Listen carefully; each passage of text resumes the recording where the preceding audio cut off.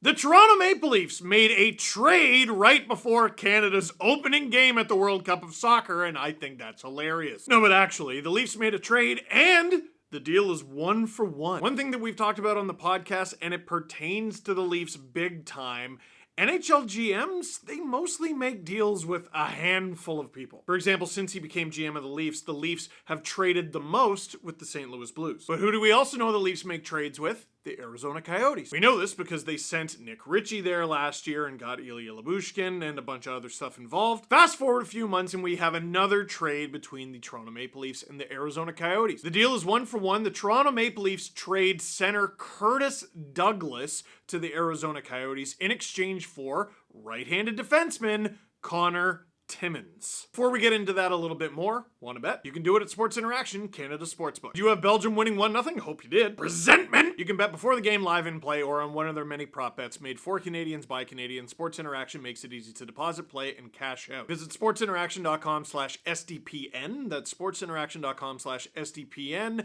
Ontario only, 18+. Please play responsibly. Now, right now, you're wondering to yourself, what do I know about Conor Timmins? Why do I know that name? He was a second-round pick from 2017, but that's not why I know his name. The reason you know his name is actually related to the Arizona Coyotes, because the Coyotes had a goaltender by the name of Darcy Kemper. Have you heard of him? Well, he was doing quite well. And there were two teams who really needed a goalie who were vying for his services. They were the Edmonton Oilers and the Colorado Avalanche, and they were going head-to-head in a bidding war for Darcy Kemper. Of course, as we know, the Colorado Avalanche eventually won the bidding war, then they eventually won the Stanley Cup, and part of the reason they got that trade done was they included Conor Timmins in it. So, this is a pretty big deal. And wait a second, Curtis Douglas, I know he was a Dallas Stars draft pick, but he was a free agent. Like, they let him go. How did the Leafs manage to get, like, a key futures component of a major trade for Curtis Douglas? Well, it's complicated. Craig Morgan, who covers the Arizona Coyotes, has some great insight there. The Coyotes have traded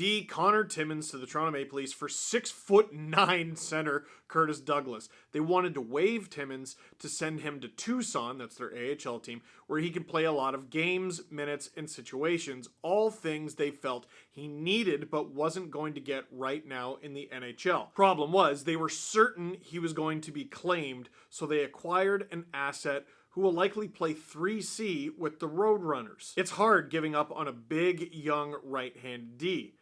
Injuries have limited Timmins, who's only 24, to 8 NHL games in 2 seasons with Arizona, 41 in his career total. Still don't know what he is. Timmins came over in the deal that sent Darcy Kemper to Colorado in July 2021. Arizona also got a 2022 first-round draft pick and a conditional 2024 third-round draft pick. Timmins' conditioning stint with Tucson ended today. So this is actually a smart, responsible decision from both general managers here. First, you have Bill Armstrong in Arizona. He has a defenseman, a reclamation project, mind you, but a guy with potential, but he's going to waive him and he knows he's going to get claimed. The Toronto Maple Leafs, on the other hand, did you notice they put Wayne Simmonds on waivers yesterday? Well, if someone claimed him, the Leafs would have been able to trade like a draft pick or something for Conor Timmins if they wanted to. But he didn't get claimed, and I guess they knew he wasn't going to get claimed, so they made a trade. And the reason they needed to get a guy off their team, like a Wayne Simmonds or a Curtis Douglas, is the Leafs, once again, are at the max for contract slots. They have 50 out of 50 right now. They briefly went down to 49 when they lost Obey-Kubel to waivers and Washington, but they had to sign goaltender Keith Petruzzelli because the Leafs were in a bind, so right back to 50 they go. Bringing Conor Timmins in, but sending Curtis Douglas out allows the Leafs to be compliant with that max. But the other clever thing here is the Leafs' order on the waiver wire is awful, and the reason is the NHL tries to, in order, help out the worst teams with the waiver wire. So, for example, if the Toronto Maple Leafs put a claim in on Conor Timmins and the Montreal Canadiens also did, the Montreal Canadiens would get him because they are higher up in the pecking order of the waiver wire. Or lower down. It depends on how you say it, but you know what I mean. They have first dibs. So what the Leafs do is they trade Curtis Douglas, who, I'm going to be honest, heading into the preseason, I thought had a chance to play NHL games with the Leafs as soon as this season. Then we watched the preseason and thought, oh, no, maybe not, perhaps not. And then early this season with the Marlies, he has struggled. In 13 American Hockey League games with the Marlies this season, Douglas has 0 goals and 1 assist, along with 30 penalty minutes. HockeyDB has him listed at 6'9", 242 pounds, making him probably the tallest and one of the heaviest players playing professional hockey in the entire world today. And based on those 30 penalty minutes, we know he's not afraid to fight. You can find his fight. There was a moment that I highlighted in an LFR video earlier this season that just made me really mad. When the Leafs were going through the height of their goalie struggles, as in none of them were okay to play, Eric Källgren got run over in an AHL game. Curtis Douglas was right there, and nothing happened. Does that mean anything necessarily? No, it just annoyed me. And 13 games don't make an entire career. At the end of the day, Curtis Douglas is on an NHL contract on a team that kind of hopes to lose games so that they can, like, get the highest draft pick possible. I know ownership and the management of the team probably want them to lose games.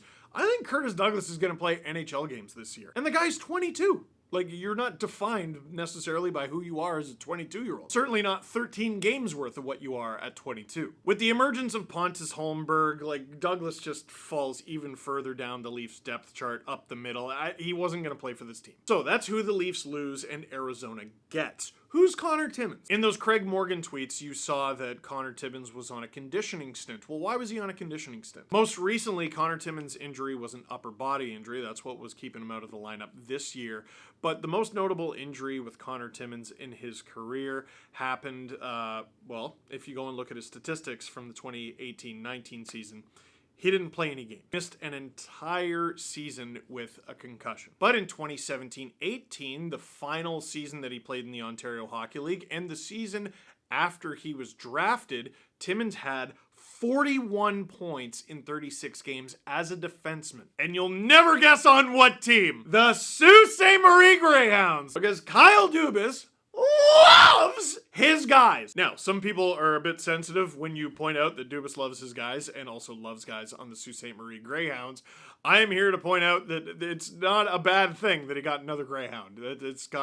Doesn't make this better, doesn't make this worse. If anything, it makes it better. I mean, Dubis knows the guy. He knows him well enough to be like, yeah, this is someone worth taking a chance on. And let's not forget that a bunch of the Sault Ste. Marie Greyhounds that are in the Leafs organization or have been in the Leafs organization have been pretty good. Nick Ritchie being the exception, but Michael Bunting's with them right now. Jack Campbell, while not with them anymore, saved their bacon big time for a long time. Oh, and Mac Hollowell is going to make his NHL debut tonight. That's pretty cool. Conor Timmins is a short-term solution and potentially a long-term one. The long-term one is far less likely. Is he ever going to be what we thought he could be when he was a second-round pick in 2017? That's a lot to ask, especially of a 24-year-old. A 6'2", 202-pound 24-year-old, for those of you who are interested. But here's what he is in the short term. A living, breathing human being whose profession is professional hockey defenseman who shoots right-handed. Here's why that's important. This is the Toronto Marlies' projected lineup from their last game. They got Rafai with Mete, Kokkonen with Hollowell, and Petronero and Rindell on the third pair. Two of those guys are with the Leafs right now because they were recalled after Morgan Rielly got hurt. Then there's Rafai and Petronero, who are fine, but not on NHL contracts. And the other two, Axel Rindell and Mikko Kokkonen, are literally playing their first full season of professional hockey on North American ice. You kind of need a guy, or at very least, it'd be nice to have a guy. Like, who knows? Maybe Timmins doesn't play a game for the Leafs this season. He goes straight down to the Marlies. And honestly, that's probably the best thing for him in the short term. If injuries necessitated and he's called up and he's playing NHL games sooner rather than later, fine. But forget the Leafs, the Marlies could use guys right now. And we know Dubis and the Leafs organization are not afraid to use the ECHL to develop guys with the Newfoundland Growlers. Kokkonen's already played there, so is Rindell, and I believe Petronero as well. A couple more perspectives before we wrap it up, because we don't need to spend forever on this deal. From Kyle Cushman, injuries are a major concern with Conor Timmins. A concussion cost him an entire season, and a knee injury, that was the other one, kept him out most of last year. but his only extended NHL stint was a promising one back in 2020-2021 with Colorado as a 22-year-old. And as you can see, his fancies were actually pretty decent. He's actually got some offensive chops for a guy who doesn't have an NHL goal. So there's something cool to potentially look forward to, his first NHL goal. And for Mike Stevens, I gotta respect the hustle of Kyle Dubis acquiring all of the former Sioux Greyhounds in the last year of his contract. If he's going down surrounded by his boys. And isn't that how we all wish it would be? Amen, Mikey. Absolutely. Couple minor things before we wrap up. Ryan Reeves traded from the New York Rangers to the Minnesota Wild for a 5th-round pick just in time for the Leafs to visit Minnesota and play Ryan Reeves on Friday. That should be interesting. He's going to want to make himself known to the Minnesota fan base and his teammates. And oh no, that has the potential to be quite bad. Oh, and Wayne Simmonds, the second time he's been on waivers. So once you clear waivers, you can be sent up and down and whatever for the next 30 days. I guess that expired, so the Leafs did it again. No one claimed him again. It doesn't necessarily mean anything. He could be a Leaf. You never know. He's still practicing with them. He could be sent down to the Marlies. I don't really think he's gonna ever play there. Dubis has found a home for anybody who has come through the Leafs organization who has asked for it. There's one exception, and that is Ilya Mikheyev. Ilya Mikheyev asked for a trade out of Toronto. Dubis said, no, we really like you.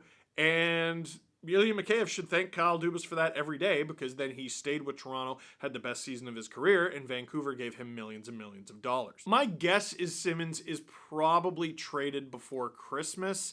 The Leafs do need to free up that contract spot, and that's the main reason why I think there's a holdup here. I think teams want to see if they can actually get something out of the Leafs, but if you're Dubis, there's no point in doing that. None. I wouldn't even be shocked to see Dubis make a trade that's clearly a loss just to find him a home. Like a guy who's never going to play for the Leafs, but he plays for the Marlies. At least he's playing somewhere. Simmonds basically hasn't played anywhere this season. So, what do you think of the Conor Timmins trade for Curtis Douglas? Honestly, I think it's fine. The only way it's not fine is if Curtis Douglas ends up being incredible, and that would be quite Leafy. Sure would! But let's not forget that someone who covers the Coyotes said, yeah, this guy's going to come in and be the 3rd-line center for the minor league team. And if Curtis Douglas can be a success, so can Conor Timmins. We'll see. That is it for this one. Thank you very much for watching. Click like if you like this video. Click subscribe if you really liked it. Tell all your friends. Brand new Steve Dangle podcast coming out on SDPN today and also tomorrow. Wow!